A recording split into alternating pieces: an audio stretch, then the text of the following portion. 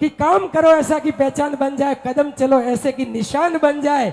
जिंदगी तो यहाँ सभी काट लेते हैं, मगर जिंदगी जियो तो ऐसी कि मिसाल बन जाए, मिसाल बन जाए। और अगर इससे भी आगे बढ़कर मैं इनके बारे में अगर कहूं तो यही कहना चाहूंगा कि जननी जने तो ऐसा जन के दाता के सूर, अरे नहीं तो रेजे बांझणी मती गमाईजे नूर। ऐसे बाबू सिंह से मैं निवेदन करूंगा आप आगे पधारे।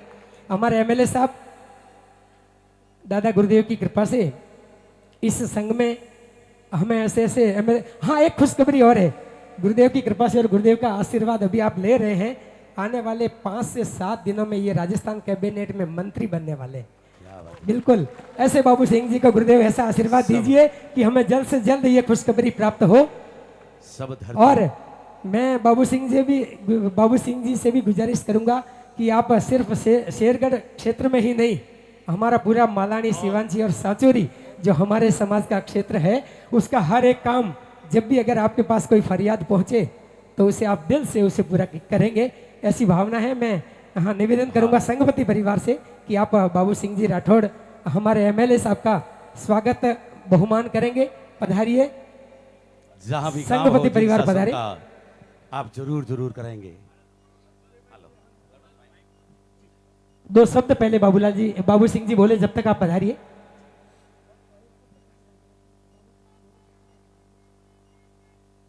दादा गुरुदेव की जय हो। बोलो आचार्य गुरुदेव मनोगे सागरी महाराज की जय हो। गुरुदेव दया करना, अपने चरणों में जग देना। क्या बात है। सबसे पहले मैं गुरुर ब्रह्मा गुरुर विष्णु गुरुर देवो महेश्वर गुरुर साक्षात परम ब्रह्म तस्मै श्री गुरुवे नमः। गुरुवे नमः। प्रवचन हम सब ने सुने। गुरु बिन माला फेरता, गुरु बिन धरता ध्यान, गुरु बिन सब निष्फल गया, देखो वेद पुराण। तो जिनके जीवन में गुरु नहीं है उनको साक्षात ईश्वर का ज्ञान नहीं मिल सकता, ईश्वर तक जाने का रास्ता नहीं मिल सकता। इसलिए आप सब सौभाग्यशाली हो कि अपने विलासितापूर्ण जीवन को छोड़कर, परिवार में सुख विलासिता छोड़कर, परिवार में छपन भोग के भोजन छोड़ करके आपने इस यात्रा को, इस विहार को चलने का स्वीकार किया। वास्तव में अभी कहा गया कि वैसे तो शेरगढ़ नाम है, इसलिए शेर पड़ना शेरगढ़ आके भारत एक निपटी जावे जो नरण टणकारी के। तो शेरगढ़ के साथ जो चलते हैं वही शेर और शेरनी बन जाते हैं। मेरा मानना अभी हमारे बारे में भी कहा गया शेर, और महाराज साहब के लिए भी कहा शेर। तो भाई आप सब शेर हो सकते हो, हम भी शेर हो सकते हैं। महाराज साहब बब्बर शेर है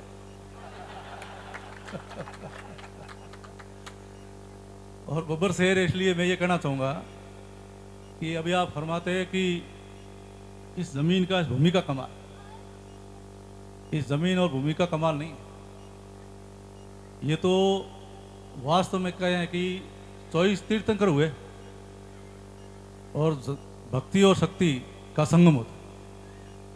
और तीर्थंकर वही होते हैं जिन्होंने अपने इंद्रियों को बस में कर लिया हो, काबू में कर लिया। 24 तीर्थंकर भी क्षत्रिय। और मुझे ये एहसास होता है आज बैठे बैठे, इन 24 तीर्थकों में से कोई एक अवतार है तो वो हमारे मनोगी सागर जी महाराज है। अरे भाई ये कटे जाए पूरा। जय गुरुदेव।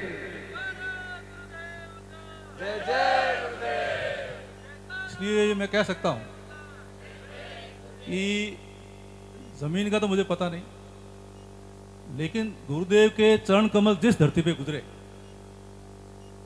जिस जगह से गुजरेंगे वो धरती ही पावन हो जाएगी। इसलिए जंगल में मंगल तो जहां से हमारे दाता गुजरेंगे वो तो अपने आप ही होना ही होना है।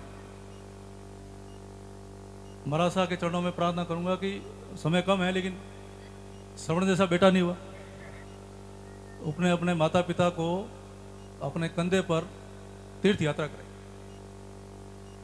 और जब वो दिल्ली के पास फरीदाबाद जगह पे गए, वहाँ विश्राम के लिए रुके। रुकने के बाद जब वापस माता पिता ने कहा भाई अब मुझे आगे ले जाओ, अब विश्राम हो गया, तो बेटे ने मना कर दिया कि नहीं, इसके आगे मैं नहीं ले जा सकता। माता पिता ने विचार किया कि हुआ क्या, ऐसा बेटा हमारा श्रवण, और आज इसको ये विचार कैसे बदल गया। सोच करके कहा कुछ न कुछ जमीन में फर्क है। उन्होंने कहा 2 कदम आगे ले जा बेटा, फिर हमको विश्राम देना, ये जगह हमारे लिए ठीक नहीं। इतना सा हमारा, थोड़े 2-4 कदम आगे गए और कहा भाई अब यही हमको आप विश्राम दे दो और आप भले।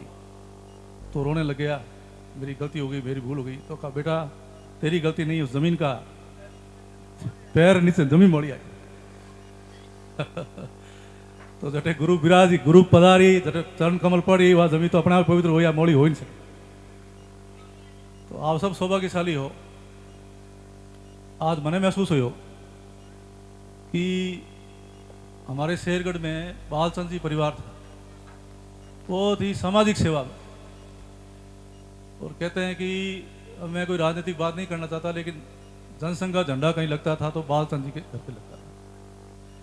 उस समय वहाँ हमारे दादू साहब खेत सिंह जी का दबदबा था और एक वर्चस्व था। एक तरफ वहाँ एक जैन परिवार, महाजन परिवार, तो शेर तो था ही वो, तभी झंडा लगे, नहीं तो